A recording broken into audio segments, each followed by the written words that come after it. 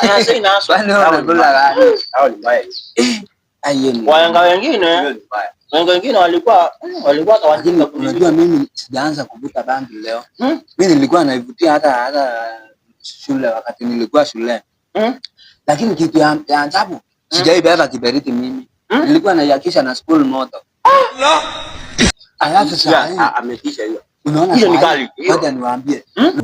Sasa unaona mimi nikitaka kuvutia bangi mahali najua niko safe, mahali siogopi. Naenda Tanzania. Unaona? Juu kuna moshi. Ushaipata mtu mzee ameishi kuvuta bangi hapo uhai hapo. Kuna moshi hata nikivutia huko sinaungana tena moshi ingine. Hiyo umeitafuta. Hiyo umeitafuta. Sasa usikii hii nao ni kali. Fikiria kabla nikwambie. God nikwambie. Usikii yule classmate wetu mwenye hapo anaweka vitabu chini usiku na mchana nikisoma. Nini nakwambia?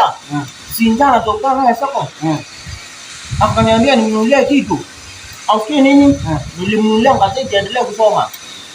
Makofi. Hapo aliweza. Hapo uliweza. Si ni yule alikuwa anaenda hata kusomea kwa lab. Tunapiga kelele kwa darasa. Hii miramu nilitoa kwa chief. Hii ile imepandwa kando ya choo bana. Mwenyewe sasa. Kwa sababu yangu alilani. Uone chief wewe. Na tusitishwe sisi. Tusitishwe.